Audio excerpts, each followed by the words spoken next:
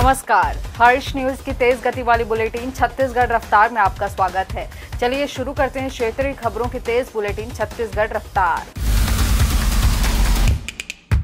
राजधानी रायपुर में ठंड ने अपना असर दिखाना शुरू कर दिया है। बीते 3 दिनों से रात का तापमान लगातार गिर रहा है। इस सीजन में पहली बार गुरुवार को तापमान 18 डिग्री सेल्सियस तक पहुंच गया। नवंबर के बाद तापमान में तेज गिरावट का यही पैटर्न पिछले सालों में भी देखने को मिला था। वर्तमान में हवा की नमी घटकर 66% से 48% तक आ गई है। आसमान में बादलों की मात्रा भी सिर्फ 10% रह गई है, जिससे हवा में नमी धीरे धीरे कम हो रही है। छत्तीसगढ़ के पारंपरिक व्यंजनों की महक और स्वाद अब देश भर में फैलने जा रही है। अटल बिहारी वाजपेयी विश्वविद्यालय के फूड प्रोसेसिंग और टेक्नोलॉजी विभाग ने स्थानीय व्यंजनों को राष्ट्रीय स्तर पर पहचान दिलाने के उद्देश्य से एक विशेष पहल की है। इस पहल के तहत परंपरागत अचार, बड़ी और बिजौड़ी जैसे स्वादिष्ट व्यंजनों को न केवल तैयार किया जाएगा, बल्कि आकर्षक पैकेजिंग के जरिए देश के कोने कोने तक पहुंचाने का प्रयास किया जा रहा है।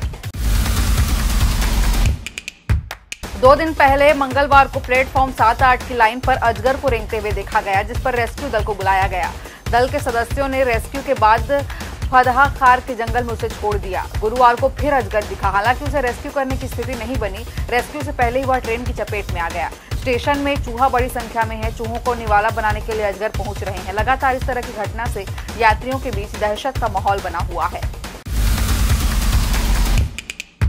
छत्तीसगढ़ के महासमुंद जिले में अपराधियों के हौसले इतने बुलंद हैं कि वे कलेक्ट्रेट परिसर में भी उठाईगिरी से बाज नहीं आ रहे हैं। ताजा मामला गुरुवार दोपहर कलेक्ट्रेट परिसर स्थित समाज कल्याण विभाग के सामने का है, जहां बावनकेरा के पूर्व sarpanch drone Chandrakar Punjab national bank से केसीसी ऋण से 3 लाख रुपए निकालकर अपने कार में रखकर समाज कल्याण के ऑफिस के बाहर गाड़ी खड़ा कर मत्स्य विभाग गए, जहां उन्हें एक कागज जमा करना था। कागज देकर जैसे ही बाहर आए तो देखा कार का शीशा टूटा हुआ है और 3 लाख रुपए और एक बैग जिसमें बच्ची के कपड़े थे वह गायब है। ड्रोन चंद्राकर ने तत्काल पुलिस को सूचना दी। छत्तीसगढ़ से होकर गुजरने वाली 24 ट्रेनों को फिर कैंसिल कर दिया गया है। मध्य प्रदेश और यूपी के लिए चलने वाली 24 ट्रेनें 21 नवंबर से 2 दिसंबर तक अलग अलग दिनों में कैंसिल की गई हैं। इससे पहले भी 16 से 20 नवंबर तक 25 ट्रेनों को कैंसिल किया गया है। इनमें 16 एक्सप्रेस और 9 लोकल ट्रेन शामिल हैं। इसका मतलब 16 से 20 नवंबर फिर 21 नवंबर से 2 दिसंबर तक कुल 49 ट्रेनें रद्द रहेंगी। 21 नवंबर से चलने वाली ट्रेनों की वजह से बिलासपुर मंडल की कटनी रेल लाइन में नौरोजाबाद स्टेशन में काम होना बताया गया है। यहां तीसरी लाइन जोड़ने का काम होगा।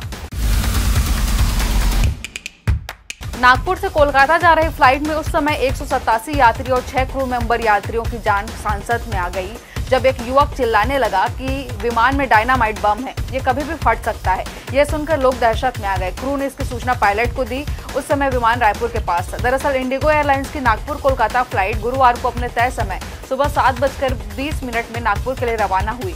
उड़ान भरने के 1 घंटे बाद उसमें सवार यात्री अनिमेश मंडल ने बम होने का दावा किया। तब पायलट ने सबसे करीब रायपुर एयरपोर्ट में सुबह 8:25 में विमान की इमरजेंसी लैंडिंग कराई। एयरपोर्ट डायरेक्टर ने इसकी सूचना एसएसपी संतोष सिंह को दी। पुलिस भी अलर्ट मोड में आ गई। अंदर सीआईएसएफ के जवानों के साथ बम स्क्वाड विमान तक पहुंचा। विमान की जांच की गई, लेकिन कुछ नहीं मिला, तो फ्लाइट को रवाना कर दिया गया। बाद में बम होने का दावा करने वाले अनिमेश को पुलिस के हवाले कर दिया गया।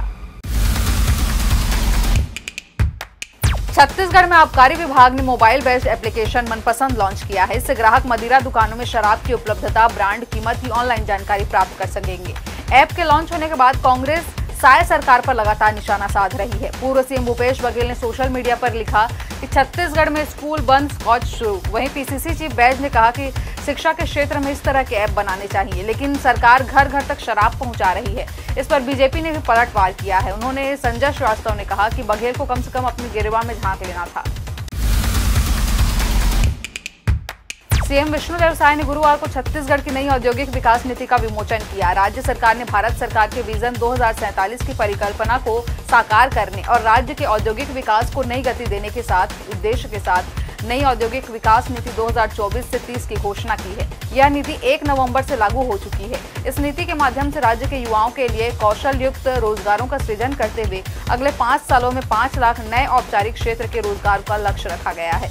इस नीति में स्थानीय श्रमिकों को औपचारिक रोजगार में परिवर्तित करने के लिए प्रशिक्षण प्रोत्साहन का प्रावधान करते हुए 1000 से ज्यादा रोजगार प्रदान करने वाली इकाइयों को प्रोत्साहन के अतिरिक्त विशेष प्रोत्साहन का प्रावधान किया गया है।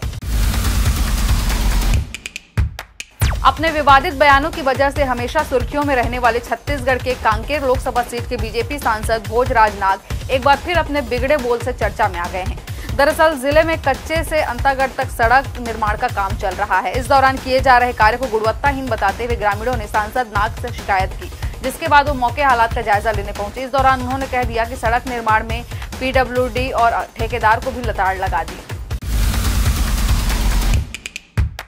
मुख्यमंत्री साय की पहल पर केंद्रीय आवासन और शहरी कार्य मंत्रालय ने छत्तीसगढ़ के नगरीय निकायों में ठोस अपशिष्ट प्रबंधन के लिए 230 करोड़ रुपए मंजूर किए। स्वच्छ भारत मिशन शहरी के अंतर्गत स्वीकृत इस राशि से सभी नगरीय निकायों से ठोस अपशिष्ट प्रबंधन के लिए अधोसंरचना और तकनीकी व्यवस्थाओं को मजबूत किया जाएगा। इससे राज्य में अपशिष्ट प्रबंधन और ज्यादा पुख्ता और टिकाऊ होंगी। छत्तीसगढ़ रफ्तार की आज की बुलेटिन में फिलहाल इतना ही। अपने आसपास की खबरों से जुड़े रहने के लिए हमेशा बने रहें हर्ष न्यूज के साथ। नमस्कार।